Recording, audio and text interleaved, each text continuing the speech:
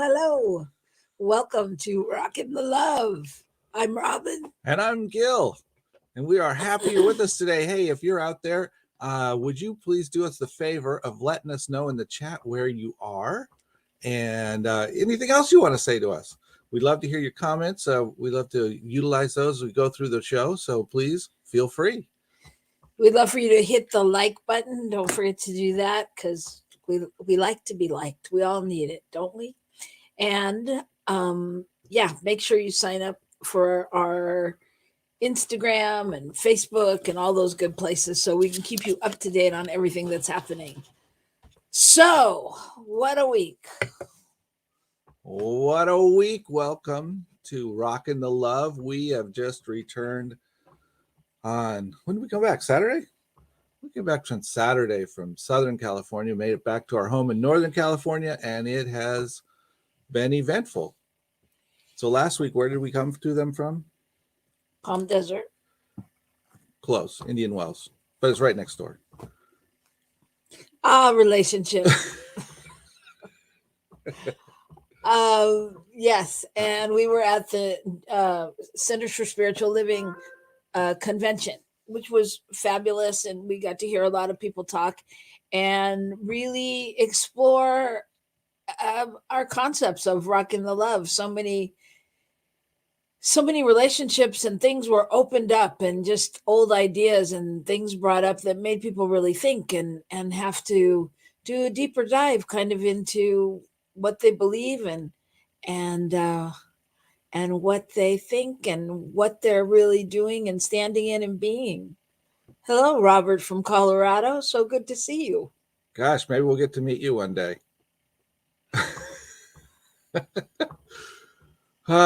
So it was a good time, and we were challenged. We got to hear from a lot of people. We got to spend some time with a lot of old friends and new friends, and really just start exploring some things.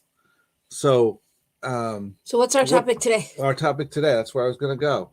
Our topic today is decoding the madness. What's that mean? Living with you? Yes, that's right. It's how to get along when you have to live with me. All right. So madness. What's the madness? The madness is often what life appears to be. It's the stuff that happens that we're running into. It's the reality at some level of what's out there. It's, we often want to pretend that the madness doesn't happen, or that we're not in part of it, or that we just want to push it to the side, but that doesn't always seem to work really for our advantage. No, it doesn't. And it's, I think it's specifically in New Thought, ancient wisdom, philosophies, things like that, where people tend to always want to go to the good in things, the good. I think it's really important to look at, to acknowledge what is, before we just push it aside and call it good. So I actually looked up the Merriam-Webster definition of madness. Oh, wow. And that is so good. No, I was actually thinking, because I looked up mystical, and it's a whole other conversation we can talk about. But you go ahead. That's good. I looked up too. I just didn't look up madness. So we do a workshop called the Madness, the Mystical, and the Magic. So apparently Gil has looked up the other two words that we're not talking about this week necessarily, but I got your backs. So here's what it said. The definition of madness is a noun: the quality or state of being mad, such as a state of severe mental illness. Not used technically, fortifications against an inner darkness, the threat of madness that crouched above him throughout his life. Then it says B, behavior or thinking that is very foolish or dangerous. Then C, ecstasy, enthusiasm. And D, intense anger and rage. Okay. All right. So the first two, I think, are not really what we're talking about. I mean, the top one and the bottom one, rather. being angry and angry and angry. That's not really the madness we're talking about. We're going to talk about ecstasy and rage. We're going to talk about ecstasy, and we're going to talk about what's what be dangerous, feeling. It's a situation, the things that seem out of whack, they're off key, they're not right. The madness, the thing where you go, what is this? Well, for example, the last 2 years of our lives, when the pandemic hit, it was different. It was crazy. It was unheard of. It was unimaginable. And it felt like there was a little madness going on. You didn't know if you could go out. You didn't know if you could touch people. You didn't know I was afraid to be with myself. I was, it created so much craziness, right? Yeah. And so that's one form of madness. Yes. I mean, that was clearly global madness. And then there's madness not only from that, but highlighted during that time, the madness around how people are feeling about how they're treated. How people are being treated, how they're feeling, the number of people without a house, all those things. And if I maneuver my life right, I don't have to pay attention to it. But I'm not sure that serves. In fact, I'm sure that doesn't serve the world, and it doesn't serve me. Hello to John Chastain out there. Thanks for joining us. And I'm going to guess I should say a big hello to Trudy and Chuck too, if they're out there watching. John says that madness to me is altered mentality, and I try to pause till it dissipates. Otherwise, I make insane choices. Unsane choices. I kind of like that, John. Unsane. Yes, I think that's that feeling of personal madness. That's that mental thing going on in us when we feel like, oh my gosh, we're crazy.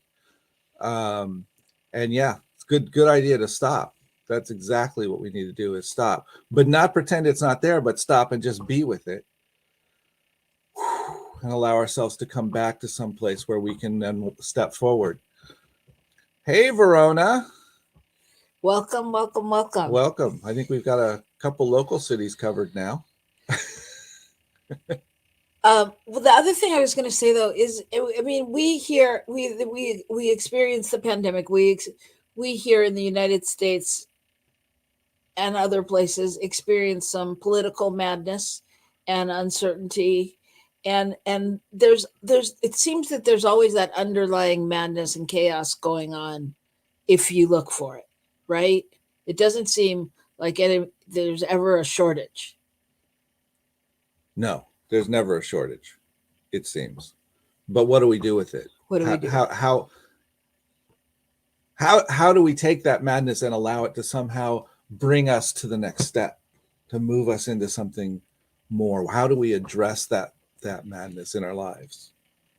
And what's that got to do with being in relationship? Yeah, and what does it do to our relationship? You're reading. I could tell. No, I wasn't. John says, and Robyn is hitting on when it's community madness. I think we have it from COVID overall. Yeah, and that's sort of like the PTSD of madness, right? It's like that lingering effect. Mm-hmm. And if we stay in that, we get stuck. We get stuck. We don't move forward. We feel defeated. I think we take it out on each other. Why are you smiling? Because I'm busy. I'm thinking. So here's what happens, folks. We don't really talk about this show beforehand. I mean, we roughly sketch it out, and then we do our own research on whatever topics. So my topic was to talk about some things that I heard last week at the conference, and how the leaders of New Thought are leading us into really getting out of the way and deepening our practice and checking in with, are we really sure we're doing what we're being called to do and not just giving it lip service. Gil, on the other hand, wanted to talk about our relationship these past couple of days because he wants to kill me. He wants to get down to the nitty gritty here of the madness in a relationship and what happens when two people who really care about each other can't get on the same wavelength. So I was smiling, thinking, I have no idea where we're going. So you tell me, or you tell them what it is you'd like to say. Well, I think sometimes it's very difficult to connect, as Robyn just said, directly with one another. We've been struggling through just communicating, and communication, it's a buzzword. Everybody talks about it. Communication, it's simple. You just got to talk to each other. And sometimes I think we just stop talking. Just stop talking. I don't want to hear anymore. And Robyn says, can we please finish this conversation? Can we please finish this conversation? And I say, can we please not have this conversation? So this is that back and forth. And then we're in this madness. We're in this thing where it just feels like it doesn't work. Well, it's a cycle. It feels like you can't get out the cycle. And I always think, like, if I could just get him to have this one last piece and understand, everything would be okay. And he thinks, if I could just get her to shut up, everything would be okay. but I could breathe. Neither one of those things really are that easy. And we've got to face it. We've got to look right at it and go, okay, what's the madness? What are we doing here? And what's the next thing? And the only thing I can really ever come to, and this is sometimes part of why I'm like, stop talking. I need the space to be able to pull myself back into a place where I can get in touch with the mystical, which is why I had that down. And that allows me to move into the place where I can finally relax and go, okay. It's really all right. It'll be all right. I love her. She loves me. We'll be okay. And then once I can be in that space and know that Spirit has it, it's done, then I can look for the magic that shows up, which is the fact that we're sitting here doing this show with you. We're both smiling and we're having fun.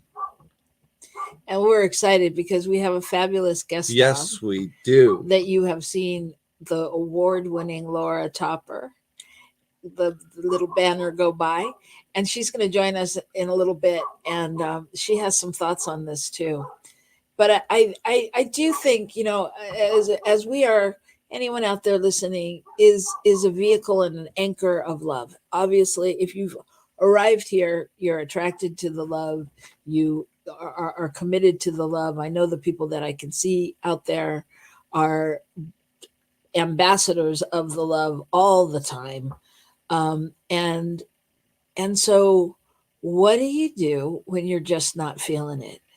When it's just, you're off your center, when it doesn't feel like love, when it doesn't even have to be major madness, but just the madness of your mind has taken you out of that game. So share it with us in the comments and let us know. And I think when we come back, we will have for you the award-winning Laura Topper, RScP, soon to be REV, already probably Pope or something. But we're going to bring her on, and we just invite you to take the next couple minutes, listen to what shows up on your soundboard, watch your screen, hear about New Thought Media Network and all that we have to offer.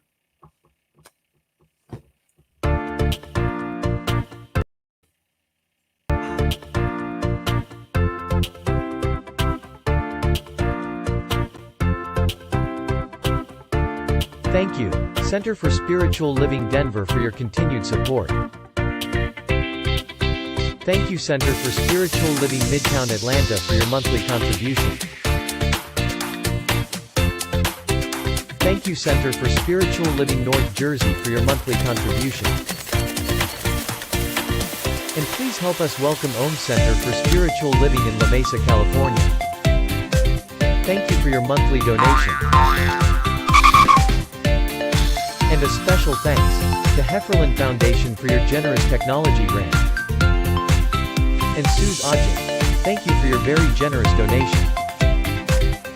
And a big shout out to all our committed donors.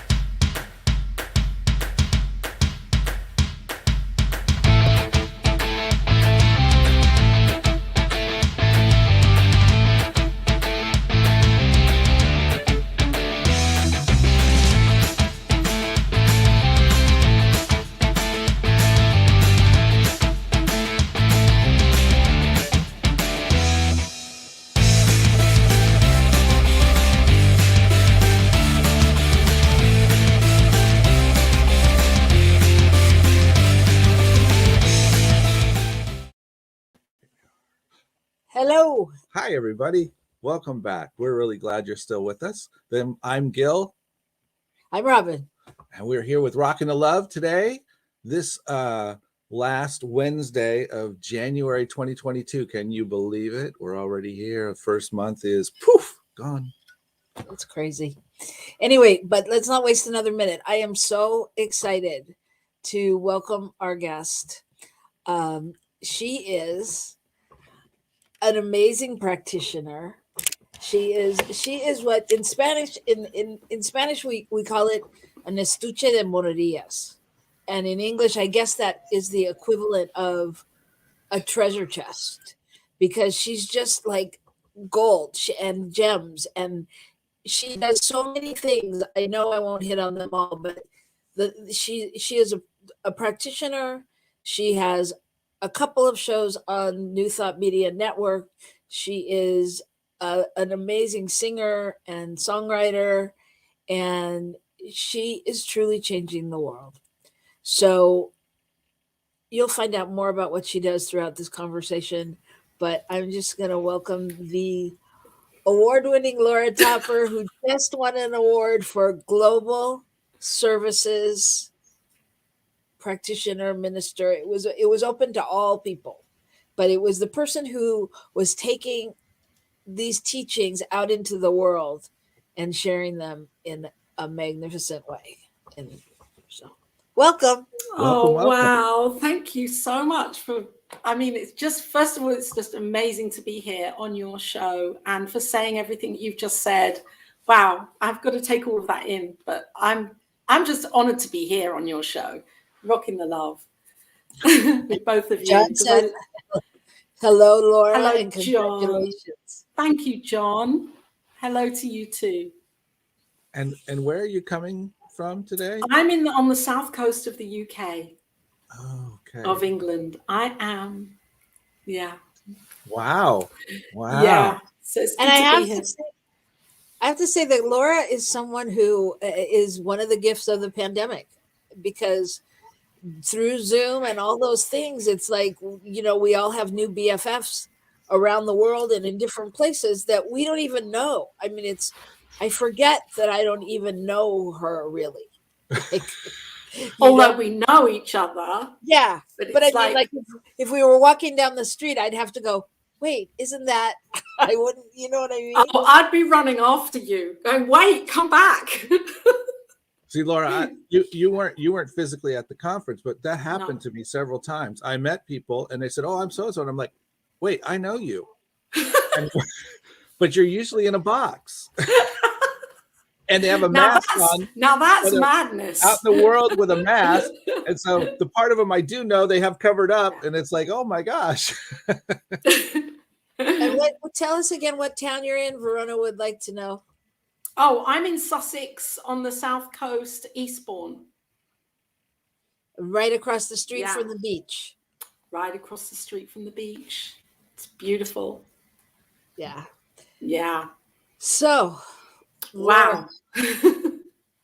Laura creates relationship wherever she goes. So I know that you've experienced some of this craziness we're talking about. Yeah. It's intentional. I think it takes intent to keep ourselves in a place of knowing that whatever is happening, that we can come back to the love. I mean, it's not just the emotional love, it's the love of spirit, the love of the divine. And yet we're human. And so we're seeing all this stuff, which is like, if you were to read, if it was like 20 years ago and you were reading that in a book, or see, you know, or just watching it as a sci-fi. I said to Jason the other day, I feel like I'm in a sci-fi movie. That's what I feel like. I've been put into this sci-fi movie of all this bizarre stuff going on. It's bizarre, and we're having to navigate that. And it's like we have this new norm, which is not just a new norm of this and in the little boxes here. It's a new norm of seeing each other with masks on, and the way we communicate. And like you were saying, Robyn, do I have to be 6 feet away from somebody? And how can that not play with our head? Because it's like a game. We're being put into some kind of a surreal game, and we're all having to really quickly get used to it, or not. And it's madness. It is. Yeah. And the opportunity to face the madness, though, I think has brought up what Robyn just said, these opportunities to actually connect in new ways that we never, not that we never thought of, but we just didn't do. You know, it was easier not to. And now, you know, we've been put, so now for me, I'm not satisfied with just meeting people around the neighborhood, if you will. I like to find ways to connect to other people outside my normal circle, you know, because that's interesting and brings a different light. But don't you also think, sorry, go ahead, Laura. No, it's okay. I was just on that. It's like, okay, so the other side of this madness is that there now is this, it's like there's no excuse to meet people in other communities, because we have this technology now, so we can just really use it. And gone are the days where it's like, oh, I can't meet people, or we have this powerful technology. But that doesn't replace the human touch and the connection that way, does it?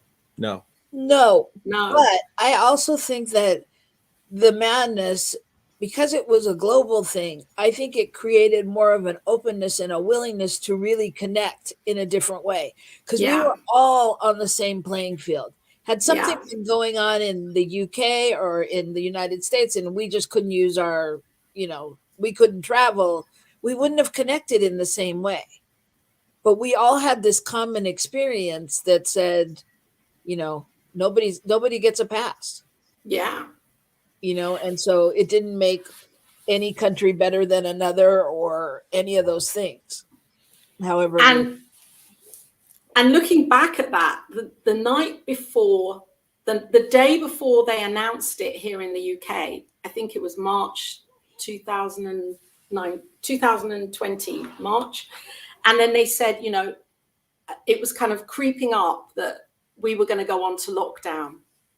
And so then lockdown came, and that people were having to make decisions about, oh, should I move in with my partner or should I leave my partner? Because they knew it was going to be like, this is a time to make a decision, because we're all going to be locked down for a few months. And so there was this kind of mini kind of migration of people making a decision of where to live. And then those people were kind of together, and like we had to work through stuff in our relationships because we couldn't exit. we were with them. And this is what you were just saying about having to learn a different set of tools and skills to go within to, you know, to navigate the relationships and what came up from that. And I think that was an amazing opportunity to do that, to work through our own stuff, because we were going to be mirrored it. We were mirrored it. Yeah. There and then. Yeah. And I think now, like I'm listening to you say that, and I think now, you know, we say, yeah, we didn't know, you know, that we were, you know, we had to go be together for a few months or whatever, but we didn't know anything. Like when they said, you know, we're going to shut down for 2 months or something, it was like, what does that even mean? How could that even be possible? You know, stay in your house for 2 months. Oh, 3 months. Oh, 4. Oh, it's still not safe. You know, like we had no idea like what it could even look like. It's the whole thing. That was a little crazy. So, and do you think there's like, this is like, I was thinking about the word madness and how we have been, you know, women were in the 1900s going through menopause. They were labeled mad or insane. You know, witches were burned at the cross because they were misinterpreted. And so all sorts of ideas of madness have come up through the ages that really aren't real. It's not really about madness. It's about other people. It's about other people's intolerance of certain people who are standing up and doing really bold things, or know the truth, or, you know, or are professing the truth to groups of people, and that has to be shut down. And I think one of the things for me that's kind of a little bit madness is that's happening again with shutting down people's voice, and you know, what you can say in public and what you can't say in public. And for me, then it becomes, well, we're being kind of, our voices are being silenced, censored. Yeah, there, it's like that for me, that's the strain of madness. Where do we draw the line with all of this? As human beings, we're being asked to be different. We're being asked to be so different that, of course, that's going to drive people crazy. We can't. How do we deal with it? You know, suicide is up, PTSD, stress, anxiety, depression. But that's really, I think, a normal response to what would be going on. Because it's change. Because it's change. So sometimes madness is about change. It's just about moving through a different way of doing things. And that's, you know, that's, if you will, the explanation of how people have been labeled mad and stuff, because they're not doing it the same way as or you know, like with women going through menopause, they're not doing it. They're doing something different, and men don't understand it. Yeah. which could be just about anything. So, you know, we'd be struggling to understand it. And so that's created an issue. And so I think, you know, madness, the sense we're talking about it is anything that's changing or looking different than we would like it to be, or than it has been, and finding a way to embrace it with the love, to bring it into relationship with ourselves and with others somehow, so that we can then Yeah. love it to the place that it becomes something better, or that we understand it enough that we can accept it for what it is, or all of the above. And as you can see, Yeah. Michelle says, or madness Michelle, can be viewed, hi. as MLK said, socially maladjusted. Yep. Socially maladjusted. Socially. So how do we socially adjust when it's like a whoosh of change that's just been landed on us? And yet, this happens, we have to go through this because, this show may not have been here if this weren't happening. This conversation may not be here if this wasn't happening. Well, this network may not have been here. This network may not have been here. So exactly. So it's all really powerful. It's just takes a lot of coming back to center, I think, to stay in that place of truth, even when it's all going on around us. Yeah, and Michelle said we can become creatively maladjusted, which I mean, I would say we can. And hi Michelle, hi out there. I would say in some ways it's creatively readjusted, because I think that what John asked me to share in the chat is I'm going back to the small relationship, not the woes of the world. But one of the things that that I do is that sometimes when things are going on and it's craziness around me and I don't understand somebody's perspective, or I don't understand why Gil needs space, or why he has to go for a walk, or whatever it is that I don't understand, I take that moment and take a breath and say to myself, that's just not the way that I would have done it, and really realize that everybody has their own process, right?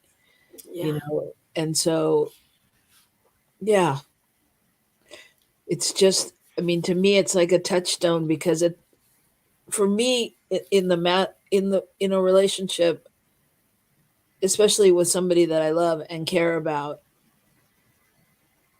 it's going back to, okay, just kind of recalibrating and resetting and going, this is somebody I love. We're on the same team. It's not somebody who's trying to get anything from me. He doesn't want to do anything. He's not trying to hurt me. This is not the way I would have done it. And then I have to ask myself, can I let him have his process? And still, and not lose mine in the mix. And that's where it gets tricky, because sometimes I'm gonna make a big generalization, but my experience is, as women, we don't want anyone to fix us necessarily. We want to know that they hear us and that they can go, oh, now I understand, and possibly do it differently the next time, or integrate that somehow into their programming. And I hear you, and also I think there's that piece, and that piece that I've chosen to learn through being with Jason. And I don't want to, Jason's here at the moment on the bed. Hi, just Jason. Like he's over there. Is that having in my heart and in my mind, well, this person has needs that this person's needs need to be met. Their needs are valuable as well. And so in those times where I just want to kind of like run to the hills and scream, and then he does too. So that's me having my needs met and him having his needs met, and me in those times of frustration saying, well, who am I to think I'm the only one in this relationship who has needs? Yeah. He has needs as well, and they're going to express differently to mine. Like you're saying, they're going to express differently. And when I can get to that place of, well, does that make me right and him wrong? Or him wrong and me right? Or, Well, or me wrong and him right? I caught that. Yeah. Yes, I've heard that. So it's like a real, and I think in this time where we've been kind of this force of, you're going to be with this person living like this through the pandemic. I'm talking not so much more because we can move around now, but it takes choice in every moment for me to come back to that. Well, he has needs as well. And yeah, absolutely. Not always easy. We witnessed that, in a lot of, and I think a lot of people experience that differently. I mean, you had people that were living alone that had needs and didn't have anyone there to support them in those in the same way. And they had to figure out how to get those needs met via the internet or some other ways. Right.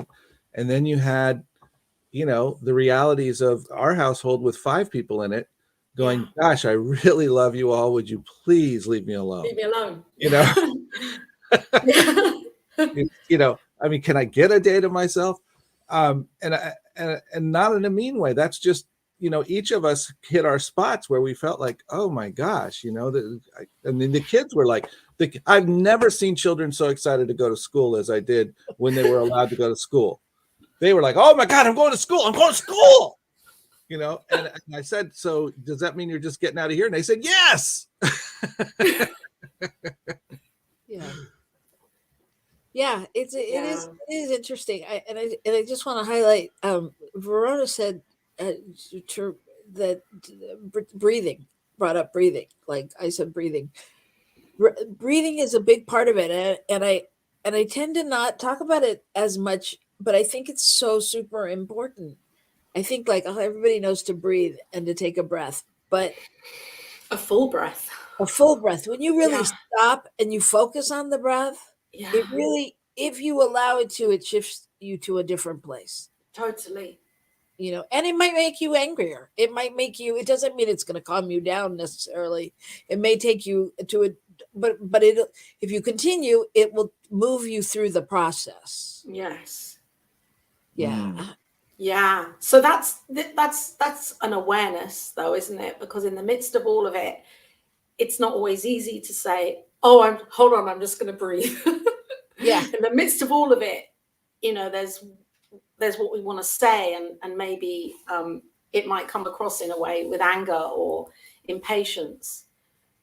And you're right. It's like having that awareness to stop myself in the midst of it and just stop.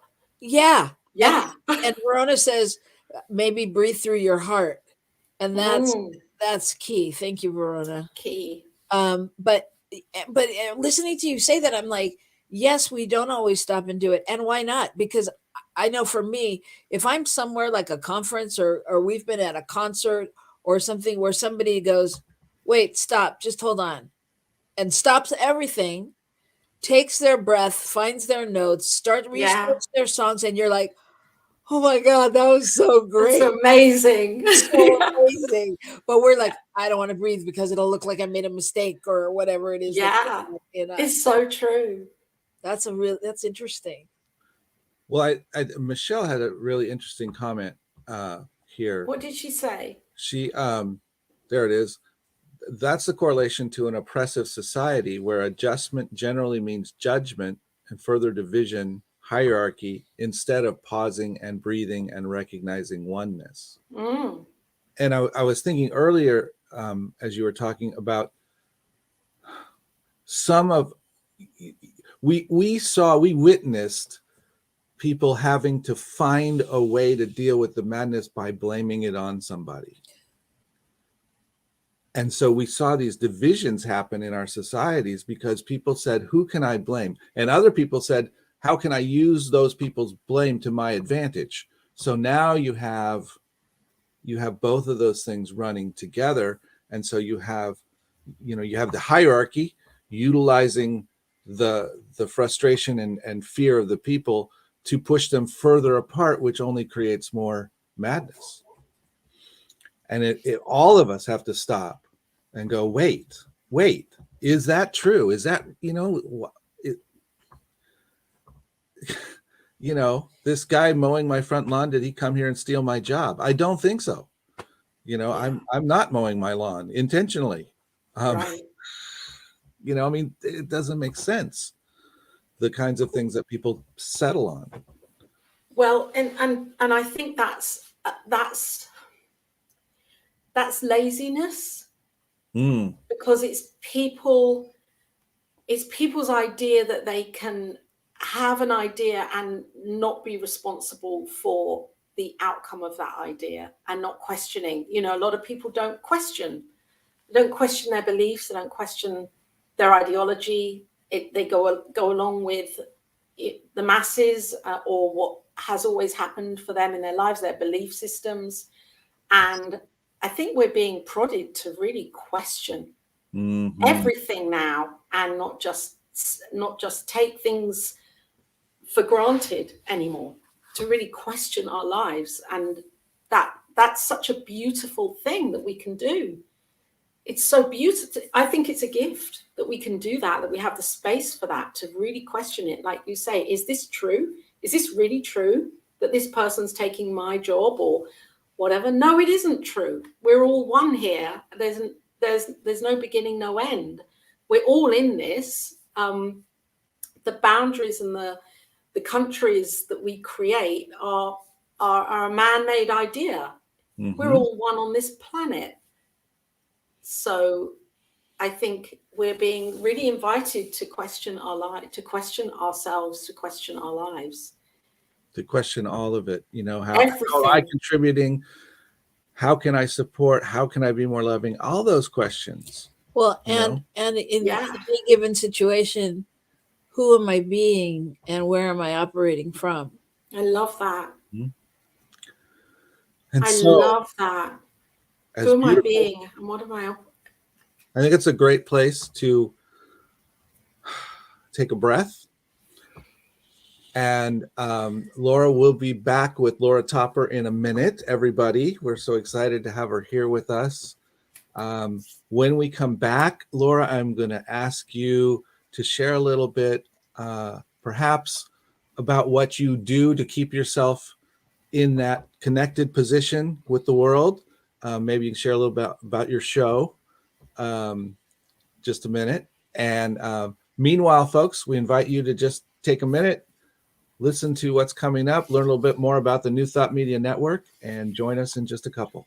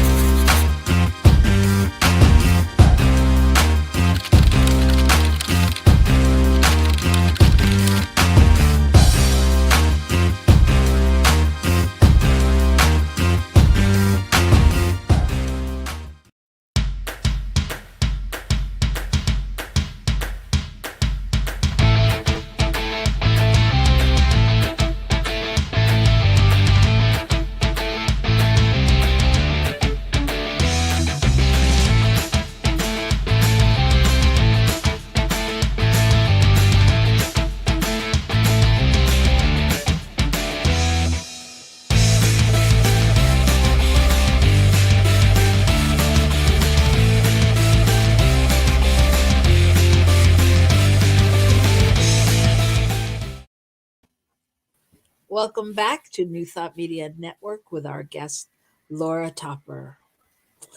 So, Laura, Gil asked you. Hello. Hello.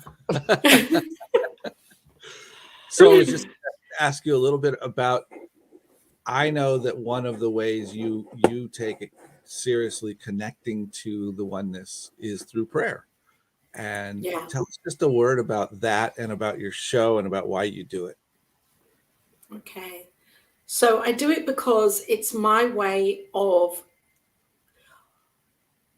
quietening down and communing. And it's my way of, I used to live a life where I believed that I had to be rushing around. I had to be doing a million different things and achieving a lot. And it didn't really serve, well, it served me in up until a point, and then it wasn't working for me anymore. So I made a conscious decision to slow live, to really slow down in everything, in every way, and in every way that I know, to slow right down and to stop giving myself pressure of thinking my life has to be this way to work. It can work another way. So I chose to live slowly, and it's taken a while to do that. It doesn't just happen suddenly. It's like an intentional way of living, and prayer is a really big, huge part of that for me, because it allows me to really contemplate and to be in that place of the divine and to live in this world and to intentionally bring that into this world, so that I have this wonderful balance, harmony within myself. So prayer keeps me grounded. Yeah. Thank you. And so Yeah. your show is Cosmic Prayer. Cosmic Prayer. Yeah. And you're on Mondays? On Mondays on New Thought Media Network. At 10 o'clock Mountain, 9 o'clock Pacific, and what o'clock your time? 5 o'clock p.m. my time. And you've been on the show. Yes, we have. Yeah. It's a great show. It's a great show. Thank you so much. And I just want to say, I can see two people out in the audience that would be fabulous on your show. Oh, amazing. Send them my way. I will definitely. And I see the Cosmic Prayer, actually. I've changed in my mind. I've changed it recently from it being a show to being a long conversation about prayer. And it's been happening for about a year and a half. So different people just keep coming in and talking about prayer over an extended time. And that's how I see it. It's like an ongoing conversation. I think all of these conversations are ongoing, right? Oh, they are. Yeah. Looking at it, right? And every day, every week, every month. If I believe that if we are going to continue to reach out into the world, if we're going to continue to grow personally and to truly bring others to a place to support others in their growth, we all have to be doing it. We have to continue the conversations, because every day we have to ask the questions: where am I now? What am I doing? Is this what I need to do? What do I need to support myself? What do I need to support my partner? What do I need to support my family? All those things. It's ongoing. Yes, Barb. Bob, I love you, Bob. I know Barb. She's wonderful. Oh, good. Yeah. Well, now we know Barb, sort of. Oh, you do know Barb now. Barb is an amazing cook. Only because I follow what she's doing on Facebook. She's always preparing. Barb is a Reiki master, and she has healing in a hammock. She asks people to come into her hammock and she heals them in a hammock. Isn't that lovely? Wow. That sounds fabulous. It's really beautiful in Florida. And I was just wanted to say, that's why I love this, why I love Science of Mind and Centers for Spiritual Living and Unity and, this New Thought community, is because there is the possibility to have an ongoing conversation. And in many religions, that is kind of curbed. And, it's not easy to have an extended conversation about the workings of life. And that's why this is so beautiful, because this is we need to be doing this, and this is a platform for this, and this spiritual community offers that in wherever we find it, with CSL or Unity. We're probed into talking and expanding our consciousness through conversation. I want to comment back to Robyn's beginning about being at the Centers for Spiritual Living conference. That's exactly what it felt like the leadership was saying, and the people that were chosen to come in and speak was exactly that. They brought us back to, let's talk, let's look at these things, let's be honest, let's ask the hard questions of ourselves and of our organization and of others in the New Thought community and of others everywhere. You know, we need to, if we're going to bring forth this, you know, if we're going to bring forth something other than this madness, we're going to have to look at the madness and somehow shine our light on it. And I think that speaking of the conference and even the work that we're all doing, I think what's so great about it is that it's real. That doesn't mean it's comfortable. That means it's highly uncomfortable sometimes. And that's what was great about the conference in some ways, was that it wasn't comfortable all the time. It was lovely. It was beautifully done, all those things. But you could just feel the tension when people were talking, because people really had to think and process and hear things in a new way.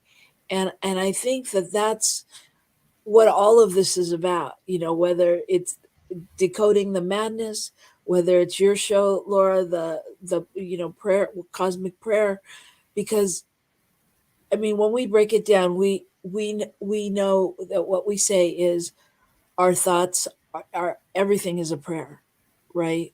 So what we're carrying in our consciousness is out picturing as our prayers.